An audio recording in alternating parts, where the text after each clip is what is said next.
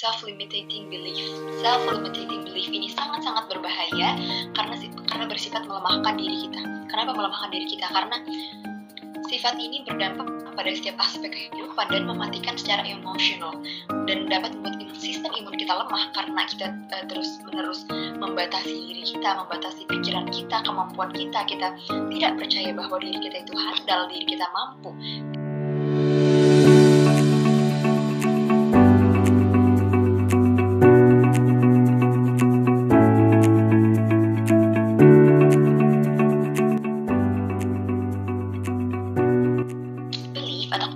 Ini adalah merupakan salah satu hukum kehidupan.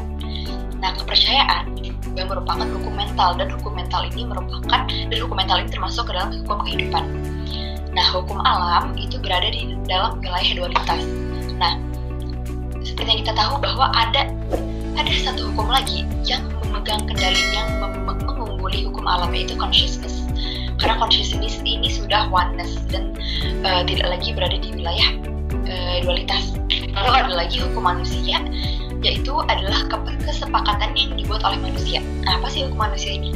Contohnya seperti hukum birokrasi atau hukum-hukum yang ada di pemerintahan atau hukum berorganisasi. Intinya tuh kesepakatan di kehidupan sehari-hari manusia yang dibuat oleh manusia juga. Hukum ini bersifat relatif karena banyak kurangnya.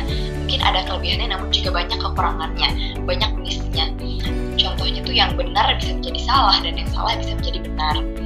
Nah, ini berkebalikan dengan hukum alam, di mana hukum alam ini tidak bisa kita tolak, mau tidak mau atau suka tidak suka atau tidak tahu. Hukum alam ini akan berlaku secara merata dan adil terhadap semua makhluk hidup di dunia ini.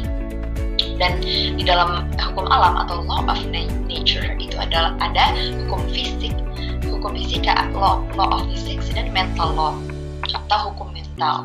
Nah, hukum fisika ini merupakan hukum yang diajarkan di sekolah dan kita semua pasti pernah merasakan itu. Contohnya itu hukum gravitasi, itu kan tidak bisa ditolak ya. Hukum gravitasi itu teraplikasikan di seluruh belahan dunia manapun. Itu tidak bisa ditolak atau dikendalikan. Itu sudah terjadi secara otomatis. Dan hukum mental, sedangkan hukum mental itu hanya bisa dibuktikan dengan pengalaman dan intuisi. Kita bisa membuktikan hukum mental dengan melihatnya bekerja di dalam kehidupan kita sendiri. Contohnya, kapan saja kehidupan kita itu berjalan dengan baik, tidak ada masalah, berjalan dengan lancar. Nah, ini berarti pemikiran dan kegiatan kita serasi dengan hukum mental ini. Sebaliknya, kapan saja misalnya kehidupan kita ini dipenuhi dengan masalah atau obstacle gitu, hal ini pasti disebabkan karena kita telah melanggar salah satu dari hukum mental ini. Apakah kita mengetahuinya atau tidak? Nah, jika kita mengerti dan menerapkan hukum mental, maka akan ada perubahan yang signifikan di dalam hidup kita. Lalu, di sini ada hukum alam yang termasuk hukum mental. Itu ada 8 jenis. Yang pertama ada hukum sebab akibat atau hukum tabur tuai. Lalu ada hukum kompensasi, ada hukum pengendalian atau law of control. Lalu ada hukum kepercayaan. Lalu ada hukum konsentrasi, ada hukum kreativitas, hukum daya tarik, dan hukum kesesuaian.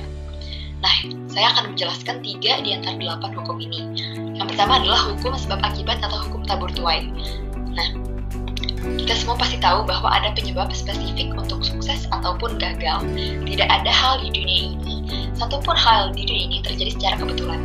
Hukum ini merupakan salah satu yang menentukan nasib umat manusia dan alam semesta. Nah, jadi, jika kita ingin mendapatkan sesuatu lebih banyak, yang perlu kita lakukan adalah kita menyediakan lebih banyak sebab yang dapat menghasilkan akibat yang kita inginkan.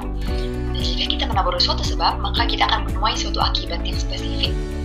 Nah, contohnya itu jika kita ingin sukses. Nah, kiat-kiat untuk sukses itu misalnya ada 10. Nah, kita itu penuhi 10-10-nya hukum sukses itu. Namun, tentu saja kita sesuai kemampuan dan batasan diri kita. Jika kita hanya bisa memenuhi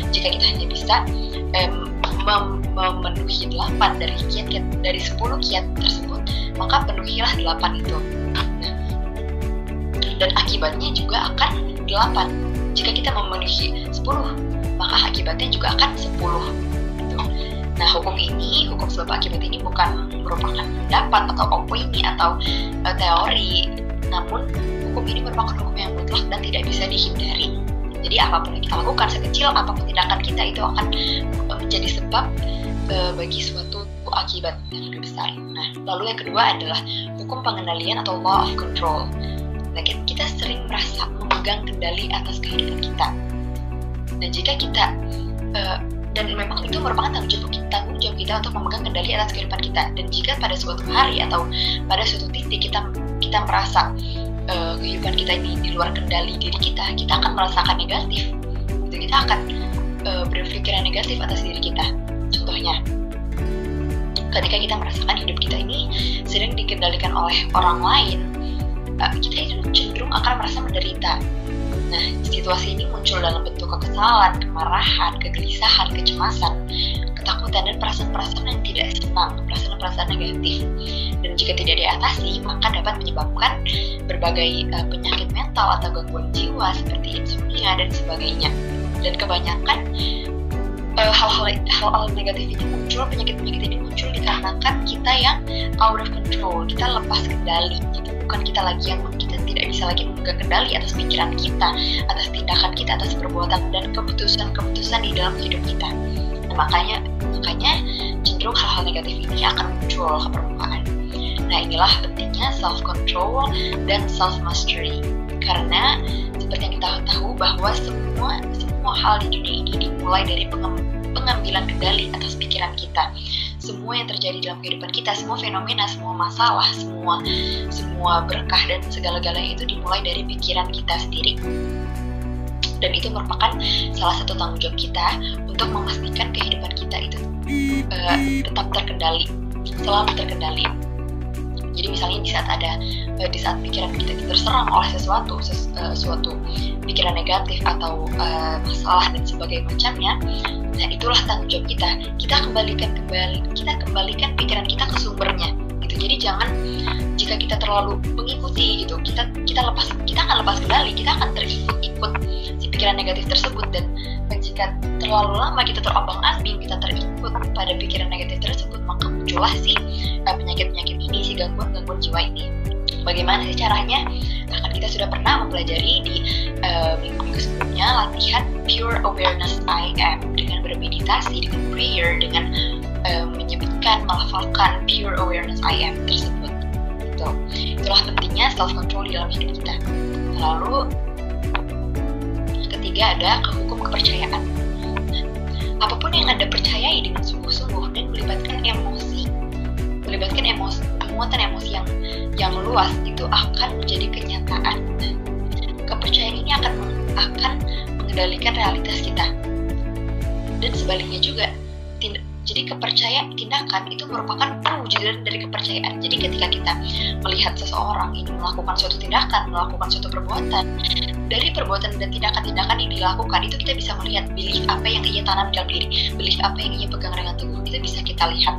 Nah, sebaliknya, tindakan-tindakan yang kita lakukan itu membentuk kepercayaan kita. Jadi hukum kepercayaan ini berlaku dua arah. Jadi kepercayaan itu membentuk tindakan, dan tindakan itu juga membentuk kepercayaan. Contohnya, kita itu dipercaya menjadi seorang public speaker yang handal gitu. Nah, kita akan bertindak layaknya seorang public speaker yang sukses. Jika setiap hari kita bertindak layaknya seorang public speaker yang sukses, maka cepat atau lambat kita akan mengembangkan mindset sebagai seorang public speaker yang handal. Kepercayaan ini bagaikan tunnel vision, bagaikan lorong gitu ya. Jadi sehingga kita tidak selalu percaya apa yang kita lihat, namun kita melihat apa yang kita percayai. Jadi ketika kita sudah memegang suatu kepercayaan, ini bagaikan suatu lorong.